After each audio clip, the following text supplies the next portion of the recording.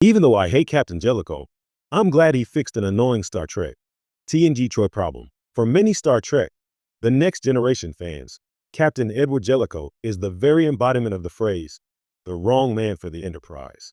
Introduced in the tense two-part episode, Chain of Command, Jellico arrives like a firestorm, reorganizing shifts, barking orders, demanding 4-shift rotations, and irritating everyone from Picard's closest allies to the audience at home. And yet, despite the discomfort he brought, there is something undeniably satisfying about one particular change he made.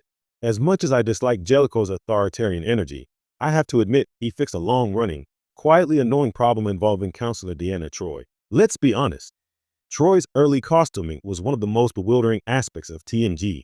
She was a senior officer on a Galaxy-class flagship, yet was consistently dressed like she was on her way to a Betazoid yoga retreat. The asymmetrical bodysuits, the off-the-shoulder tops, the sparkly lavender ensembles, they all asked so much suspension of disbelief from viewers. It wasn't just about aesthetics.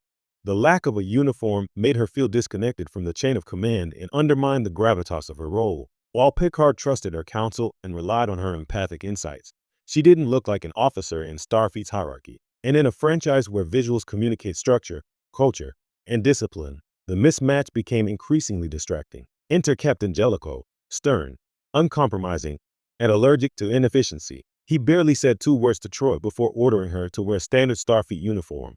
It was abrupt, even rude, but it served a purpose the show had avoided addressing for seasons. In seconds, he did what audiences had wished the show would do from the beginning: give Troi the respect her position demanded by placing her visually, symbolically, and narratively on equal footing with her crew. The moment Troi appeared in her regular Starfleet blues for the first time, something clicked. Marina Sirtis herself has mentioned how much she preferred the uniform. It allowed her to stand tall, command respect, and feel like she belonged among the officers on the bridge. The effect translated on screen. Suddenly, Troi no longer looked like an outsider or a decorative empathic presence. She looked like a commander, because she was one. What makes Jellico's intervention fascinating is that it highlights an internal contradiction within TNG storytelling. The writers wanted Troi to feel warm, accessible, and emotionally intuitive, but they accidentally compromised her legitimacy by keeping her out of uniform. In trying to emphasize her empathic nature, they inadvertently pushed her to the periphery. Starfleet is an organization defined by structure. Uniforms matter.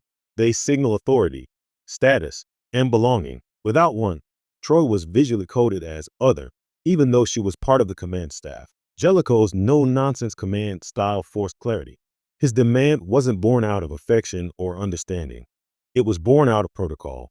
But ironically, he gave Troi something Picard and Riker, in all their respect and warmth, never did: visual equality. Her transformation didn't change her character. It amplified the best parts of her. After she put on the uniform, Troi felt more grounded in her decisions, more assertive in her counseling, and more confident in moments of crisis. Sirtis has said the uniform helped her command the room, and audiences could see the difference. What I especially appreciate about the change is that it retroactively strengthened Troi's arc. Once she was in uniform, she wasn't just empathically offering emotional insights. She was giving strategic, psychological guidance that influenced command decisions. She stood shoulder to shoulder with Data, Worf, and Riker, and the camera framed her that way. The writers also seemed to lean more into her professionalism and intelligence, because suddenly they weren't relying on suggestive costuming to convey her Betazoid heritage or emotional openness. And yes, it's ironic that this positive shift came from Captain Jellico of all people. The man may have been right in his tactical assessments and preparedness for Cardassian diplomacy, but his leadership style was abrasive in every direction. He took a crew used to Picard's calm diplomacy and immediately pushed them into rigid militaristic structure. He gutted morale in record time. Yet even his critics, both fictional and real, can't deny that he saw through the oddity of Troi's attire immediately. Jellico, in short, accidentally became the catalyst for one of the best aesthetic and symbolic decisions in Troi's development. In the end, my dislike of Captain Jellico remains intact. His approach, while effective, ignored the emotional intelligence that made Picard's Enterprise